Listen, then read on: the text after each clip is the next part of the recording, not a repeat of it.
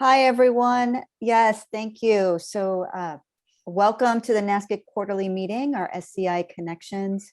I think we found out the mute button here. So if you are not speaking, please mute yourself. We will have an opportunity to ask questions at the end. So we will leave time for that. So thank you everyone for attending. This is one of 4 of our quarterly meetings that the North American Spinal Cord Injury Consortium hosts during the year. This is our first of 2022. I'm Jen French, the current president of NASCIC, and we have a whole team of people behind us and helping to make things happen. So today in our agenda, we're just going to give a quick overview of NASCIC. Barry is going to provide that to us. He is our treasurer, and then we'll get into our main program. Our main program is from a team from Kessler that has been working on an online tool for caregivers and training caregivers specifically for spinal cord injury. So we're really excited to hear about that as well. So with no further ado. Thank you, Jennifer. Welcome everybody. And this is another great opportunity to profile one of our new friends, well, probably longtime friends, our friends at Kessler, and some of the great work that they're doing. And really excited today to let everybody know about the work they're doing, in fact, and how we're really working together. And that's what makes this so much special, is that all the great things that are happening, we're slowly bringing together the community as best we could. And that's really what NASCIC is all about. And I just thought I'd give you a little bit of background on who NASCIC is and what it is that we do. Jess, next slide. Next slide, Jess.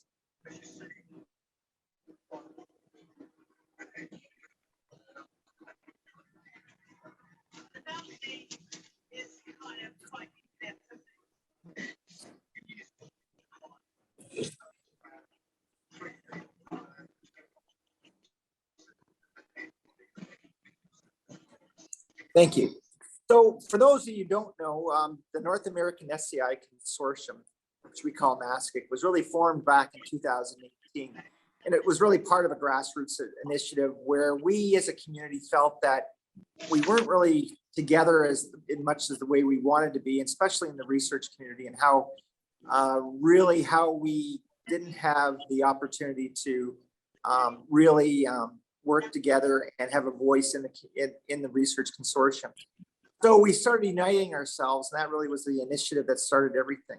Since then, we've got a membership that includes over 52 community-led organizations, 260 individuals themselves, and 60 partner organizations. So collectively, we've really brought together a big portion of the community, but we're not finished yet. But our mission is to bring about unified achievements in research, care, cure, and policy by supporting collaborative efforts across the spinal cord injury community.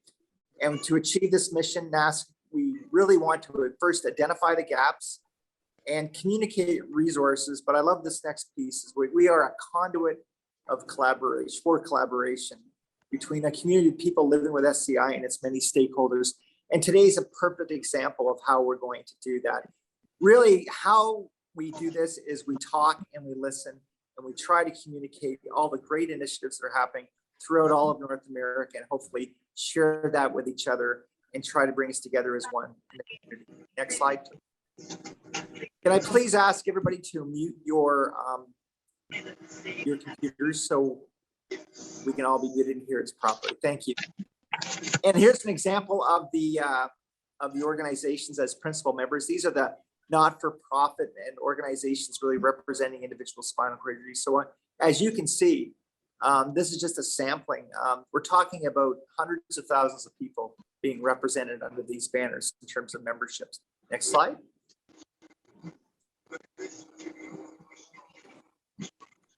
Then there's partner members, and this is the really either private companies or academic institutions and foundations like our friends at Kessler, really that are big stakeholders in our community and do so much in terms of helping us and wanting to work with us.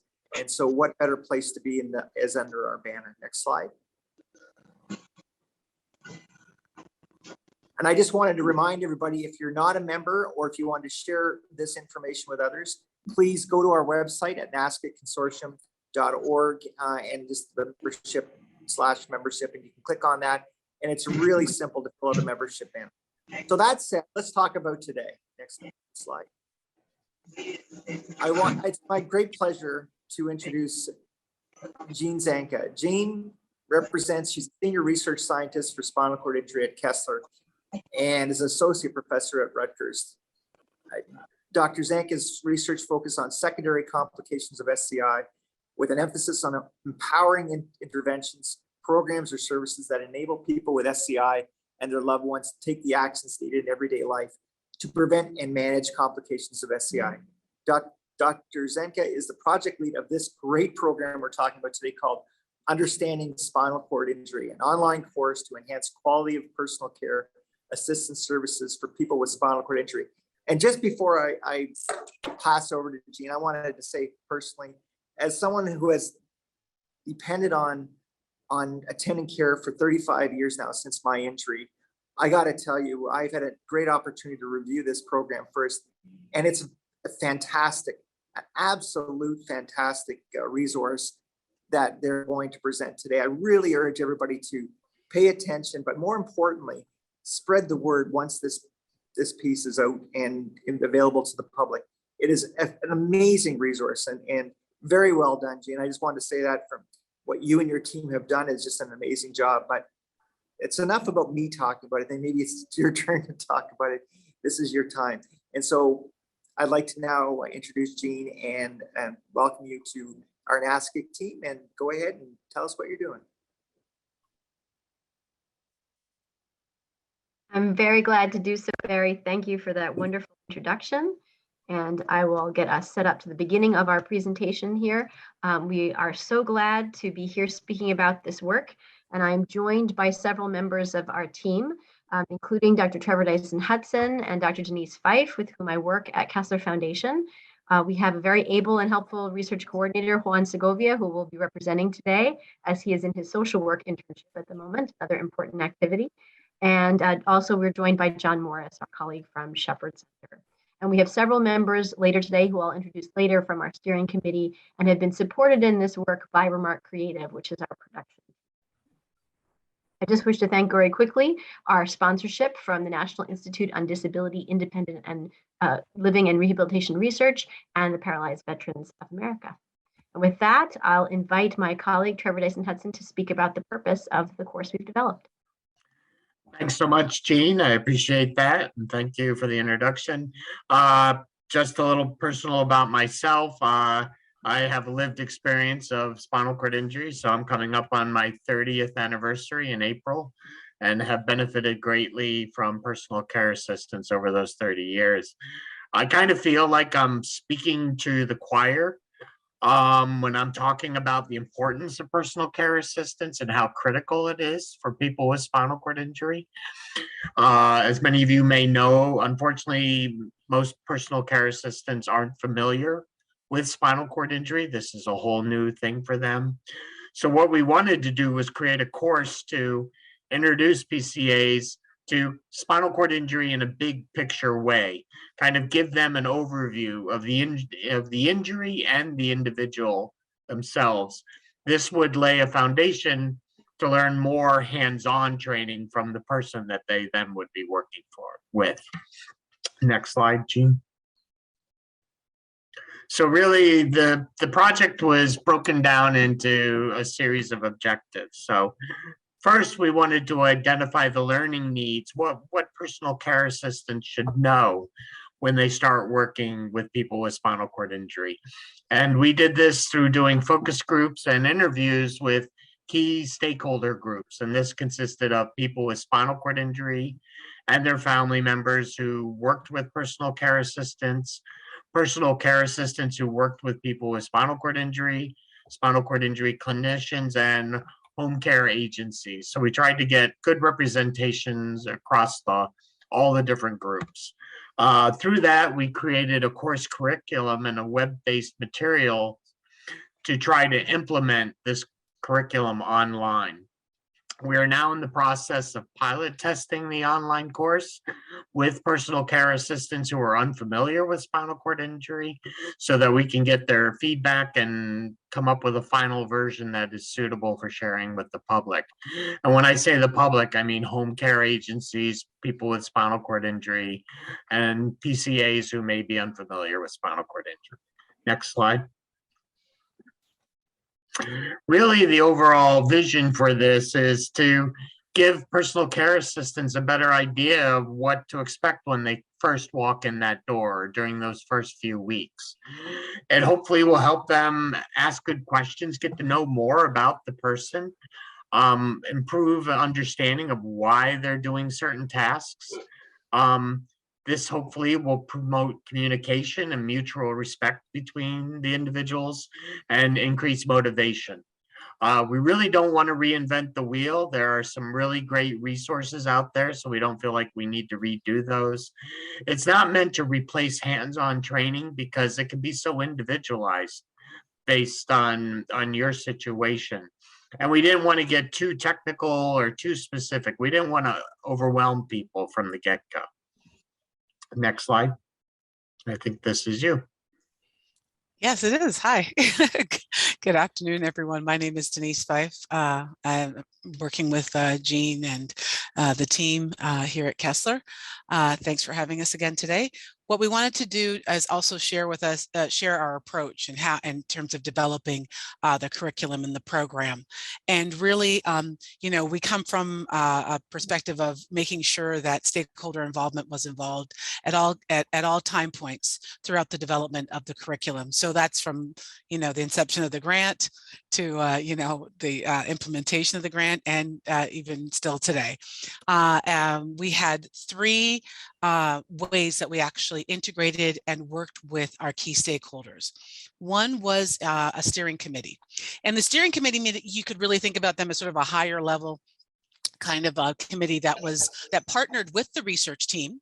It was made up of individuals who were living with spinal cord injury, personal care assistants, home health care agency leaders, and rehabilitation clinicians.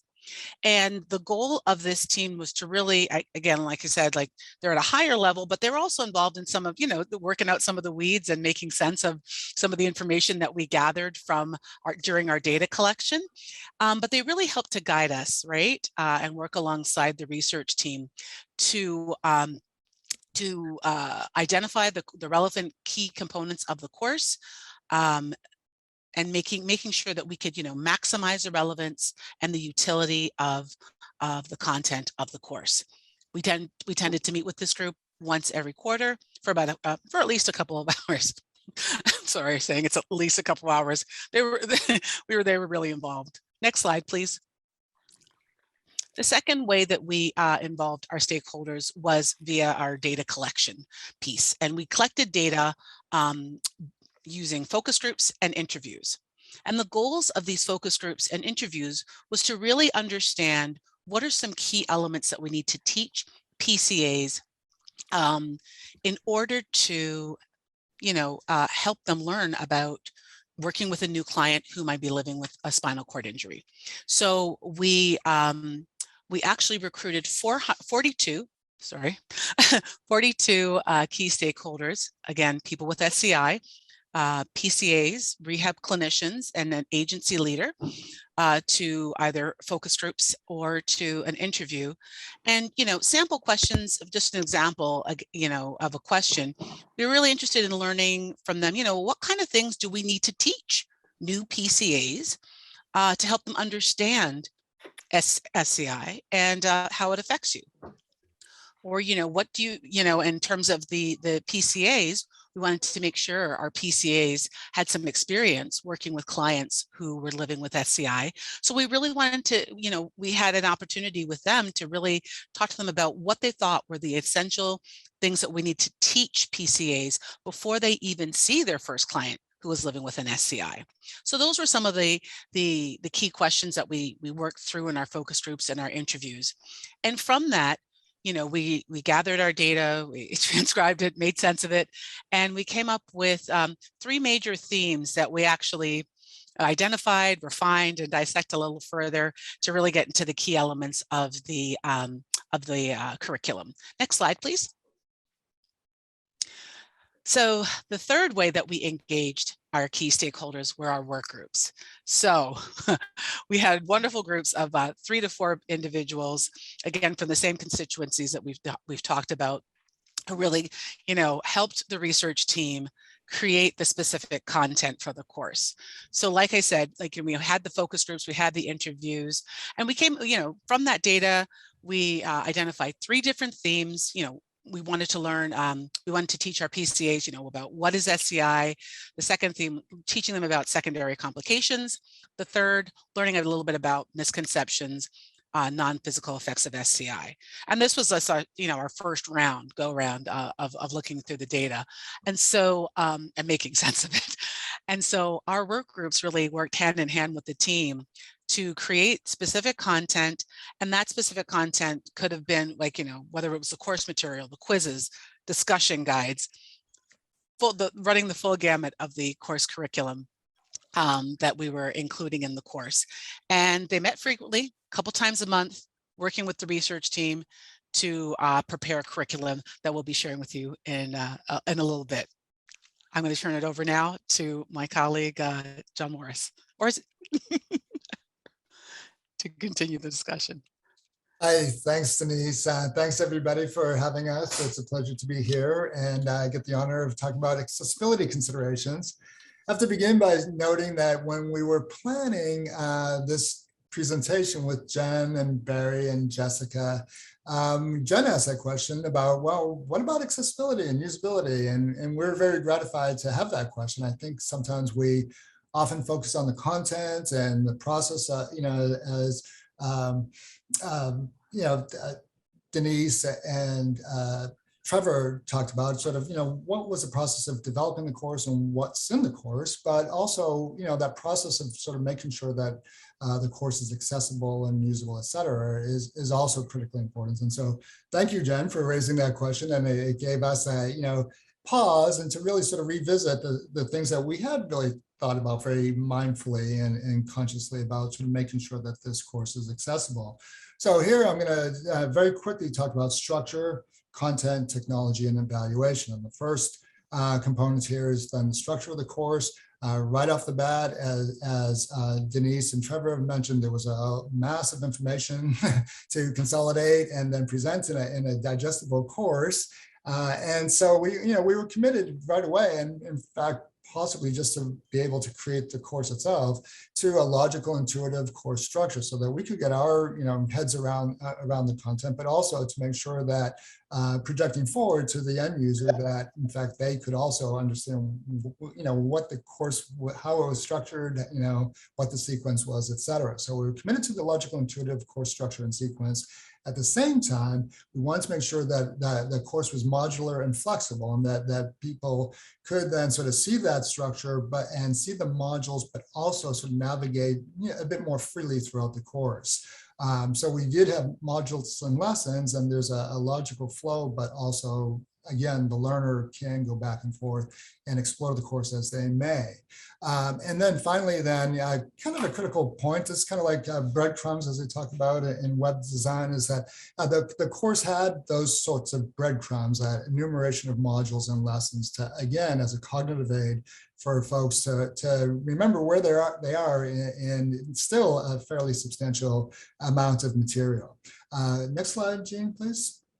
And then the content. So we talked about the structure, now the content. We were committed to simple declarative narration, voiceover narration, and also in the text.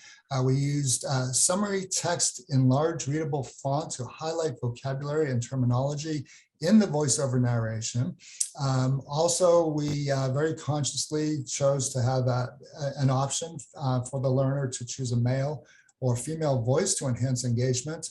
And then also we used visual elements for engagement and to reinforce and support the text and the narration. Of course, the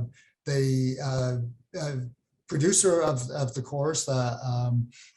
They also were very helpful in providing some guidance on visual elements. And then finally, the placement of quizzes. So of course, it's a course, so we want quizzes, and we very consciously then embedded the individual quizzes within each module to enhance learning rather than putting them all at the ends and sort of detaching them in a way from the specific content. Jean, next slide, please. And then the technology. So we chose to use the Thinkific learning management system. It is fully accessible and complies with accessibility guidelines. It's also a platform that the folks at Kessler have experience with, which was, not an insubstantial consideration. It aided our ability to then to develop and deploy the content. The Thinkific is accessible on any device, including mobile devices. This addresses economic access, something Jen also pointed out when we were talking with her. We know that PCAs, maybe, they earn, they're kind of lower income individuals. We also know, at least from CDC data in the United States, that now the majority of households are mobile only anyway, and there's a strong correlation between income and sort of basically being a mobile only household. And finally, then within Thinkific, there it provides already easy navigation in the online environment with a visible navigation bar, and that navigation bar is really critical. Could we go to the next slide, please, Jean?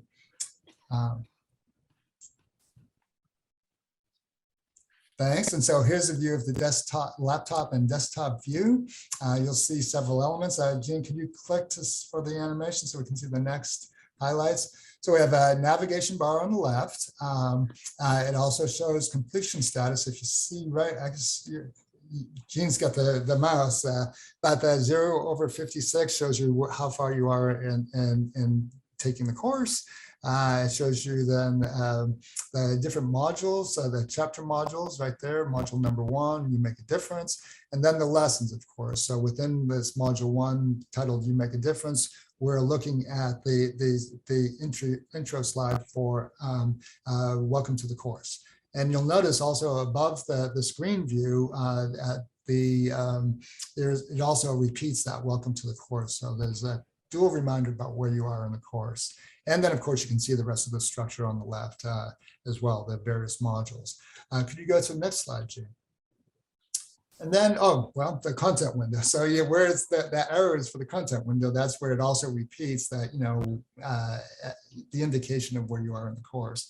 And then there's full audio and video controls at the bottom when you roll over the screen. So you can pause the course, you can change the volume, go into settings, you can go into full screen mode there on the lower right. And so that's the desktop view. Let's go ahead and see the mobile, the mobile view right here.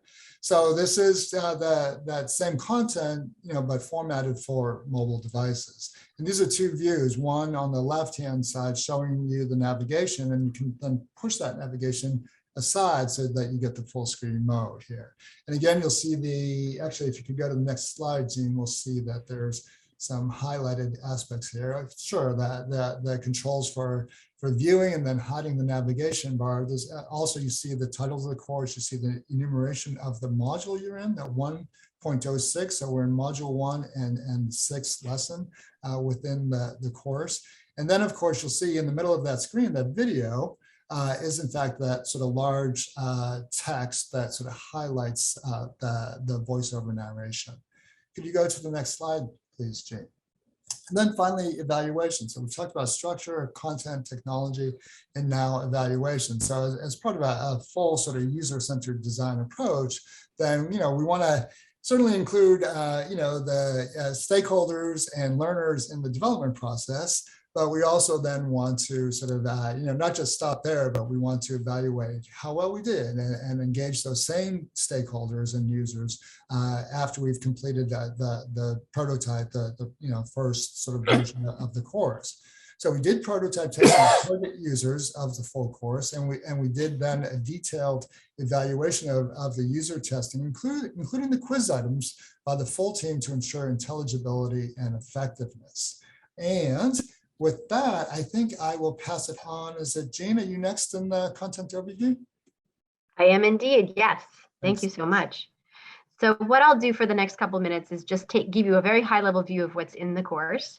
There are 7 modules within it. There's an introduction and applying what you've learned that act as bookends, but most of what I'll talk about falls in the middle, these 5 modules, beginning with what is spinal cord injury, physical functions affected by SCI, personal and social challenges created by SCI, common misunderstandings, and complications. So in that first module, we cover various topics, including the definition of what the spinal cord is, what a spinal cord injury is, some of its causes, characteristics of people with spinal cord injury, in particular emphasizing that it can happen to anyone and often happens when someone's at the prime of their life, talking about what paraplegia and tetraplegia are, the definitions of level and completeness, and how everyone with spinal cord injury is different, even if they have the same classifications of injury. We talk next about physical functions, movement, sensation, breathing, reflexes, and how SCI affects temperature, blood pressure, and bowel and bladder control. Next, we provide an overview of personal and social challenges created by SCI. And our stakeholders felt this was really important because we didn't want PCAs or personal care assistants to be familiar only with the physical impact of SCI, to have an awareness of the context in which they're operating and what the experience might be like for someone who's living with that injury. So we talk about loss of control, feelings of vulnerability, loss of privacy, sadness and lack of confidence, social isolation, and financial stress. Then in the 5th module, we talk about common misunderstandings. So this was a place where we wanted to debunk certain myths. A couple of examples are here, but there's several others in the course. So one of them being that all people with SCI are the same, and the fact that two people are the same, even if they have an injury in the same place. Also, another myth, this was a big one that came up in our focus groups, SCI affects both moving and thinking ability. The fact being, nope, people with SCI can think and make decisions just like you can. So these are just a couple of examples of things we wanted to highlight. In addition to this module content, there are supplemental materials, including a discussion guide that acts as kind of a checklist for a client with SCI and their personal care assistant to talk through their needs and preferences in various areas. There's also a list of web-based resources, and we highlight a number of resources from many reputable sources to leverage what's already out there and enrich the course. There are also 4 supplemental modules that are in development on positive working relationships, managing blood pressure, equipment and spinal cord injury, and tips for safe transfers. And these were topics that our advisors felt needed a little more depth, but that we didn't want to put in the main course to make it too cumbersome. So we wanted to give people that flexibility. So what I'll do now, I'm going to stop my screen share for just a moment on this screen and open it up again to show you a little bit of the course. It's just going to be a tiny little taste, but I hope you will find it. What I'm pulling up here is a section of the course on feelings of vulnerability. And for those of you who are listening in, if you hear the sound successfully when I play it, just give me a wave so that I know it is working. Spinal cord injury can create a feeling of vulnerability. Your client with spinal cord injury may depend on help from others for the most basic of tasks, such as getting out of bed or dressing. This can be scary and create fears of being abandoned or treated badly if your client expresses concerns about his or her care. People with spinal cord injury may also be concerned about risks to their health, such as getting an infection or breaking a bone during a transfer. My spinal cord injury happened when I was 16 years old. So at that age, having to adapt to someone coming in, dressing me, bathing me, and doing all those personal things, adapting to that change was a little bit hard. And I would say mostly it was just embarrassing at first. But then after time, you get used to it and eventually it just becomes normal. It was very difficult to adjust to that help with personal tasks. First of all, no one's used to a stranger coming into their personal space, being undressed in front of this person, having to use the bathroom in front of or with this person. You know, you don't have the benefit of getting to know somebody first. It's kind of like, we hired you, come on in, you know, get me naked and get me bathroomed and dressed, you know.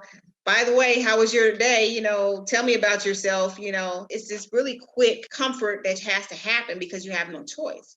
When I first started working with PCAs, it was And I'll stop there for now, since Trevor has already had another opportunity to say his piece. I'll pause there for the interest of time. But I hope that gives you just a little bit of a taste of what is involved in the course. And we'll talk later about ways to be able to see the full course if you are interested in doing that. So just very briefly, to be able to move on to discussion, I'm going to talk a little bit about some of the current status and next steps that we're at. So we are in the process of pilot testing, as Trevor had mentioned. We are we have 20 personal care assistants who completed the course, 5 of them who have some SCI experience, and 15 people who are new to spinal cord injury. They may have personal care assistants experience elsewhere, but not with people with SCI. And we gathered their input through questionnaires. Those are all completed. They were embedded in the course, so they did them module by module as they went along. And then we're also completing follow-up interviews with those pilot testers. And that input is going to be shared with our steering committee and work groups to help us decide how to revise the course, to get it ready to share with the target date of the fall to have it out and ready for public use. So if you are interested in assisting with the course, there's a couple of ways to do that. One of them is, while we originally intended to do our pilot testing with personal care assistants only, because that's the target audience for the course, we have been encouraged by the interest that people have expressed in the SCI community and being able to look at the course themselves and give us some input, and we value that as well. So to balance the desire to get input with a need to keep the project moving, if you are interested in helping with this course and pilot test and reach out to us in the next couple of weeks or so, we'll be glad to have you do that. And I'll put my email in the chat, but it's also here on the slide as well. We also welcome everybody's help identifying venues for promoting the course and sharing it with the community when it's available. We're very appreciative of the consortium's help in that regard. And there's lots of different kinds of locations, as you see listed here, where we might want to share it. So if you have particular suggestions for organizations that you think we should reach out to spread the word far and wide, those are very welcome. And so with that, I will pause and move on to a panel discussion before the broader Q&A. So we are very fortunate today to be joined by several members of our project team. And I think it's a sign that of the level of engagement that we have so many of them here with us today.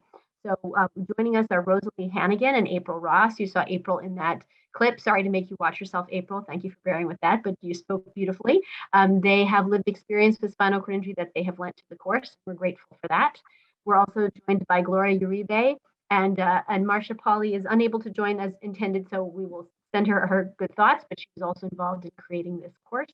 And then we have several members of the home healthcare professional community with us, including Pam Soni from Beata Healthcare, Mary Mann from Medside Health, Pauline Whitaker, who's a personal care assistant who provided direct services to people with spinal cord injury, and similarly, Mr. Kevin Hawkins. So what I'm actually going to do now is take off the screen share so that I can see everybody in the room. And I'm curious to have our panelists I'm going to ask them to speak a little bit, just a minute, because that's all we have since there's so many of you, about what it was like to be part of this project and how you feel about how far we have come. So since I happen to see you unmuted in the middle of my screen, Rosalie, I'm going to call on you first, if you don't mind, just to share what the experience has been like for you. It was a great experience for me because while I don't have a PCA from an agency, however, I have a PCA that I have actually hired, and then I didn't know. I just told her what to do about me, for me, with no guidance at all. So having this, being a part of this module, it was so exciting for me, a learning experience, because not only did I learn from everyone who was involved in putting this together, and I actually thought about other things as well that I have not thought for myself, because like I said, everyone is different. So it really made me think, what can I do to help others?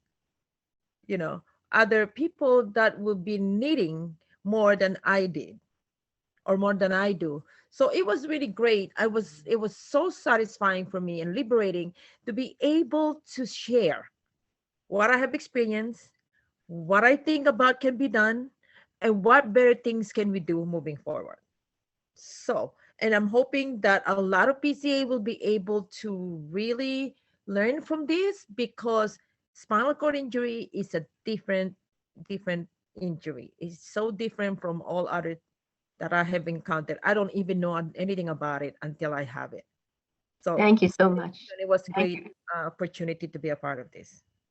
I'm so glad to hear that, Rosalie. And now I'm going to invite April to comment on what her experience was like. This was a great experience. I echo what Rosalie said. It's not something you understand until it becomes your life. And it was certainly good for me, helping me in terms of, my growth and working with my own caregiver as well. And it was also important because in the times when I was learning how to work with a caregiver and trying to learn how to explain things, when I became a part of this project, it felt really good and exciting to create something like this, because I think it's a tool that so many people with spinal cord injuries will truly appreciate, because it helps that conversation and acclimating that person to your needs. So it was just really a pleasure to be a part of it. And it was a pleasure to work with you, April. We're so grateful to you for sharing those experiences. And Pauline, I don't know if you're in a position to speak at the moment. Pauline's one of our personal care assistants who contributed. If you are able to unmute and say something about your experience, that's welcome. Oh, hi, how are you? It was a pleasure of mine to actually participate in this group. It allows me to actually learn more about persons with spinal cord injury, and then it also gives me the opportunity to teach others what I already knew from the person that I was working with. And I enjoyed every minute of being a part of you guys. Wonderful. We're so glad you could join us. And Pam, if I could call on you to speak about your experience. Sure. Thank you, Jean. First of all, the biggest takeaway is I really got to meet some phenomenal individuals that I consider colleagues now. So everybody on the team, I haven't said it before, but it has been my pleasure getting to know all of you and working with you. So I am an LPN by trade, but I run a managed care office for Bay Out of Home Healthcare. So I get authorization for spinal cord injured clients, and it is a passion of mine to advocate for this community. And it's a pleasure of mine to be able to be successful when I am successful in getting care authorized through the insurance companies. What I learned here is that, and what I think I could offer is, there are a lot of the misconceptions about how you care for one client in one particular population, somebody that perhaps had a stroke, and you consider, because they have some equipment that is similar, that the care that they receive is the same, and it is not. And just being able to get it all down on paper and visualize it has just been something I'm very proud of. I've been excited that I was asked to work on this committee, and I'm really proud of the product. So thanks. Wonderful. And I have two more members. I will mention that our colleague Gloria Uribe is on the call but not able to speak at the moment. So we will send her our good thoughts. And Kevin, if you're in a position to unmute, I'd love to hear your thoughts. Good afternoon, everyone. Can you hear me okay? Beautifully. Thank you. So first off, I wanted to commend Kessler, Jean, and the team for the extraordinary job that they did putting together this team. I like to say that I've been involved in the SCI community for over 2 years. In 2001, I actually had spinal surgery myself, and so it took on a whole different meaning for me.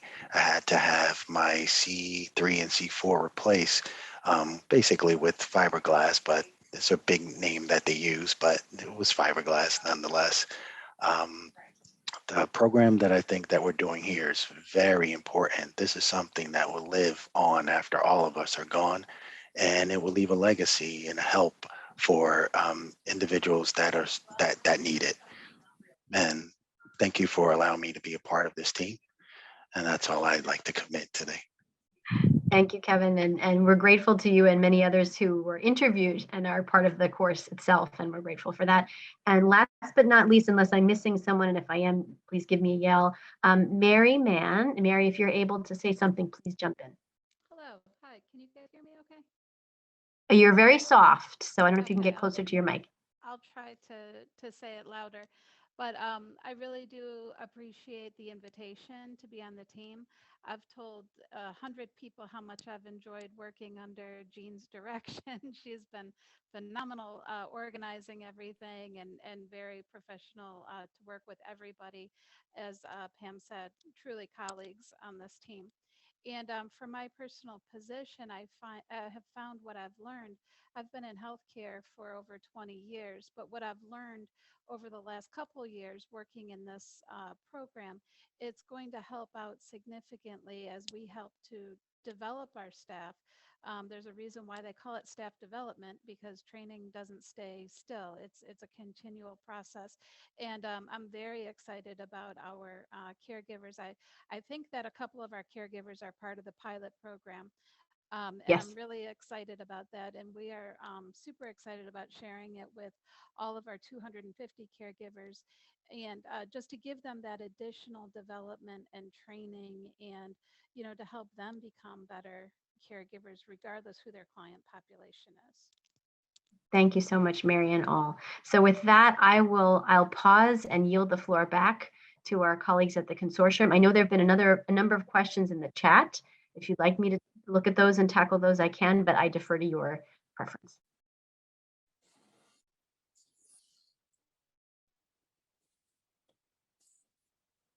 I would probably Thanks, Jean. suggest to start from the questions in chat. Yeah, thank you so much. Thanks, Barry. What were you going to say? I just think, Jean, maybe if it's best, why don't you start with the questions in the chat first? If you want to take them on or direct them through your group, that would be great. Yeah, that would be great. So I think just filtering through some of the earlier comments here, I see one about what about teaching PCAs bowel care. So I think that's a huge topic. And in this course, one of the things we had to balance was how detailed to get about things. We intended it to be introductory. So a lot of what we talk about when it comes to bowels is very, very high level, just helping people understand that there's an issue there, that if someone has an accident, it's not like it is for a little kid and you just waited too long and someone had an accident. There's some other things going on there to be sensitive to. So almost more of the interpersonal aspect of it, I think we covered, but that does mean there's a lot left to discuss about how to handle bowel care. And I think one of the advantages of the modular nature of this course is that we can add things to it over time. And that would be an excellent topic, I think, for us to develop further. I think one of the challenges would be to make sure we cover it in a way that applies broadly, but I'm sure there are ways to do that. So we'd definitely be open to including that. If any of my colleagues have something they want to add to that, feel free before I go on to the next one. Also, I think I remember when we were talking about that originally, the rules and regulations, because we were looking at this from a professional caregiver standpoint, the rules and regulations vary state to state about things that can be viewed as invasive versus non-invasive. And so whatever the approach to bowel care would be, it would have to be very general, and understanding that people really do need more specific training on techniques and such. Absolutely. Thank you for that, Mary. And there's another comment about, will the course come with a certification or some sort of documentation? So it does produce a certificate of completion. That's one of the advantages of using these learning platforms. They have that built in. There isn't a formal certification per se associated with this, but I think we can talk about how to do that. I think one of the challenges we have in the US, so I know that system better than others, is that state by state, everything's all over the map in terms of what people are asked to do education-wise and what counts or doesn't count. But I think that's a conversation we can continue to have about how to make it part of their training and to have credits or other kinds of incentives to help it be used. Any others want to add to that? I think one of the great things about it, just broadly speaking, is that it's really, I think, intended to be viewed as a tool, whether it's for an agency that wants to offer some education for a caregiver that may be going into a situation with a person who has a spinal cord injury. But also it's a tool certainly for people who choose to privately hire a caregiver to expose them and sort of kind of help that learning curve and ease some of the conversations that you have to have when you get a caregiver who's brand new to it. And so I think a certificate of completion or a document showing that they've done the course is enough. And I think for what our broad objectives are, which is to kind of just give someone some exposure that can apply in different settings. That's appreciated, April. Thank you. If I can add, Jean, Yeah. With the first question about teaching PCAs about bowel care, I believe that our module is actually more on like for example, we started with the basic, like what is this SCI, understanding SCI, and along the way, what actually affects a person with SCI. Now, as far as in a specific subject like this, I believe that, like for example, Bayada, I believe that they have that in their own manual or module, whatever they have, and ours is just actually piggybacking on that. We're not really there to reinvent the wheel. And at the same time, bowel care and other cares are also very personal to each individual. So that I believe that the individual person with SCI is the one to be able to tell the PCA on how to take care of their needs. Am I right about that? That was our reasoning, that we wanted to keep it broad. But I think, as you allude to, Rosalie, it reminds me there are a lot of supplemental resources in the course, including things with more detail about bowel care, including a great series that Trevor Dyson Hudson helped create with support from the Nielsen Foundation. And as we said before, there's the ability to add more content to this. I see Kim Anderson has a question, and I know there's one more question in the chat, so we'll see if we can get those covered. Kim, do you mind going first? I don't want to miss you. Yeah, Jean, thanks. The reason I bring that up is it triggered me when I was seeing your list of supplemental modules as something for the future. It just, I just hired a new caregiver a week ago and had to go through the process of teaching about bowel care. And, I know that different agencies have certain regulations they have to fall under, but then, in healthcare, providers often teach families how to do bowel care because someone has to do it. And so it just seems like it would be a useful tool that people with spinal cord injuries could share with their PCAs that they may hire privately about how to approach bowel care in general manner.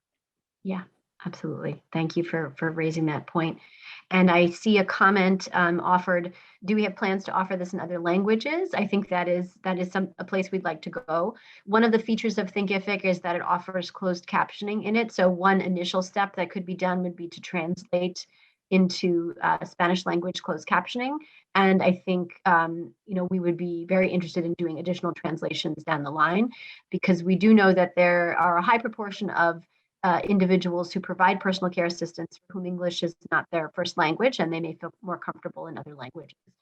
Unfortunately, though, as many of you know, translations, high quality translations, are expensive to do. But I think that once we have this good scaffold demonstrated and the desire for its use demonstrated, I think that'll help give us a good argument to be able to get the resources that we need. But we did try, as John was alluding to, in keeping the language simple, in trying to have both auditory and visual text.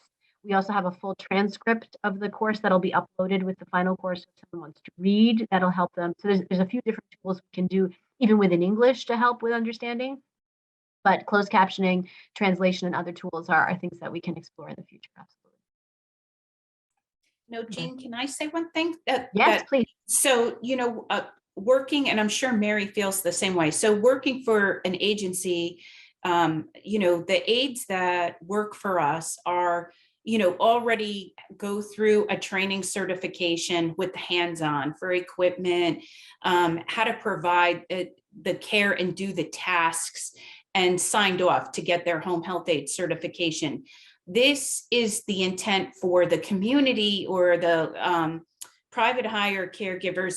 But what really resonated and hit home with me when we were developing this, it's very clear cut in easy to understand language, the why to everything. So you may learn all the skills when you're going through a course, but you're learning all those skills about everybody, not specific situations or specific injuries or diagnoses, right? So this is very diagnosis specific or injury specific, and then just very easy to understand the why, like why you have to maybe approach things different. And I'm really excited about being able to share it with our own home health aid population at our agency as well, because it just gives them a different way to look at things. And to me, that's the highlight. The biggest highlight on that is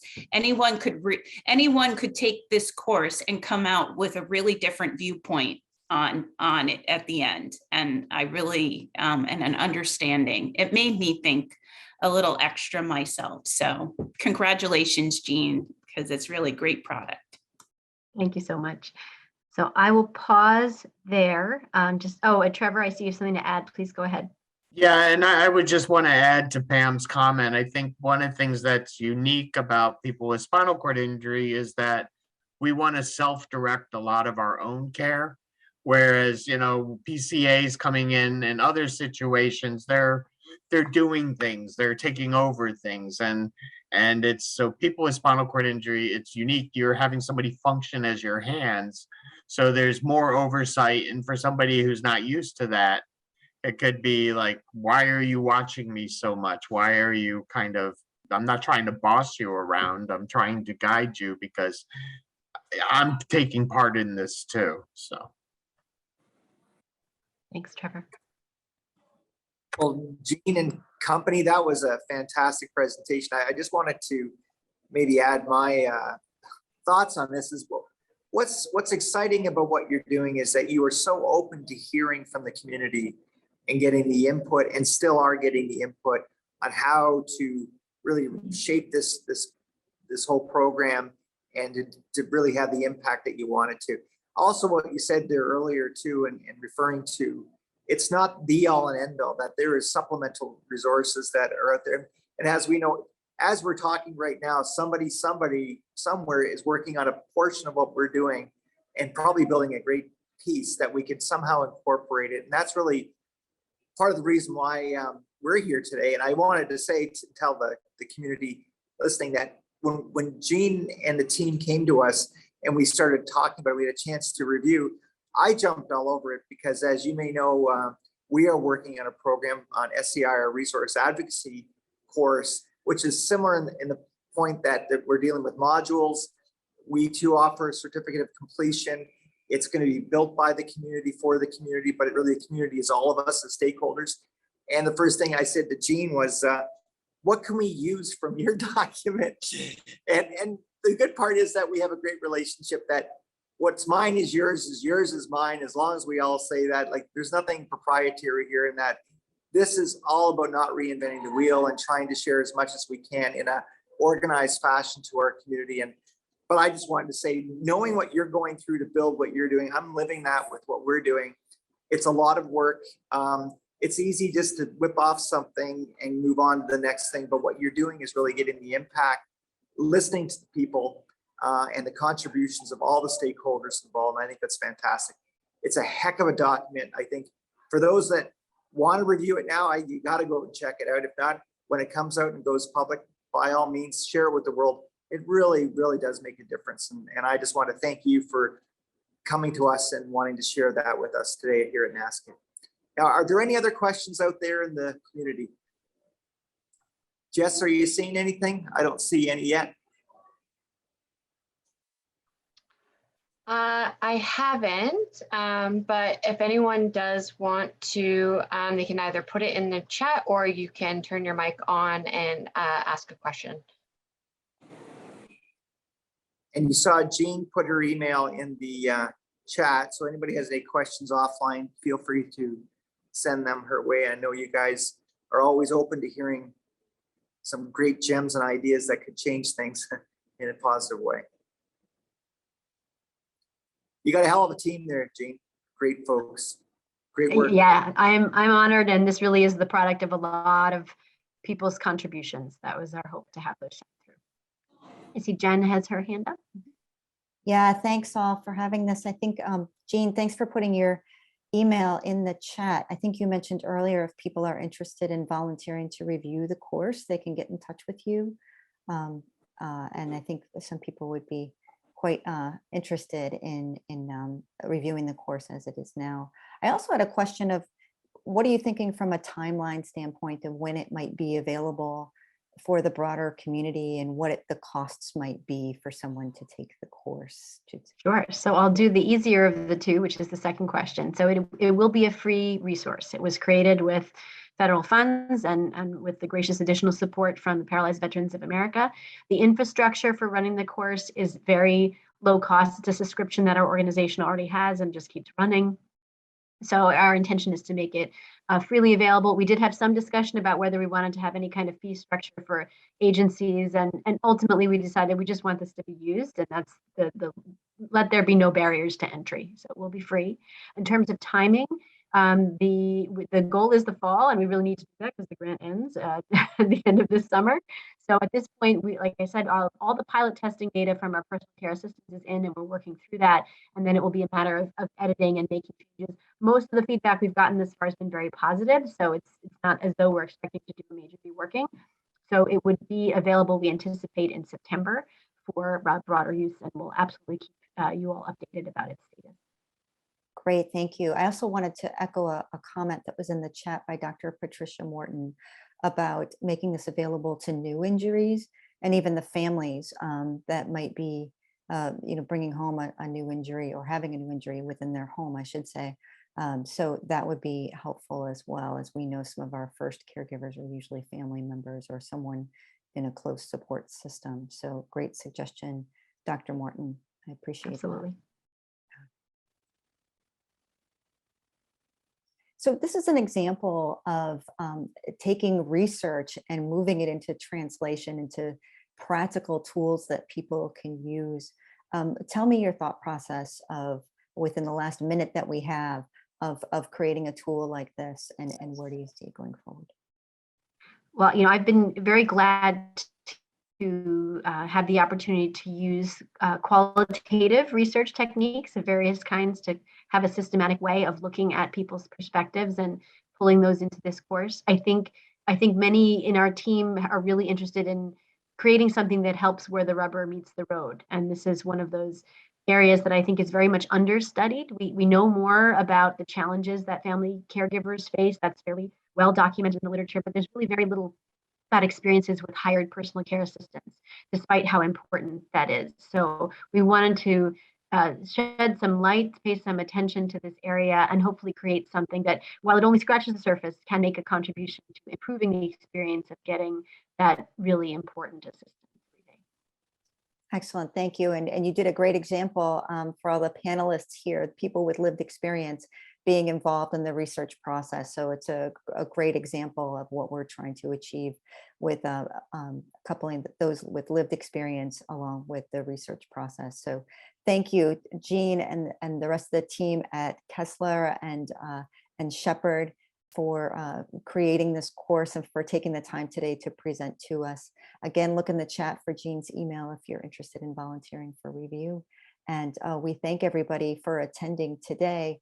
Remember, our next SCI Connections will be taking place in June, and look out for those notices as well. For the researchers out there, we do have a webinar next week about the Spinal Cord Injury Research Program from the DoD and tips and tricks for applying for that. So look for that notice as well.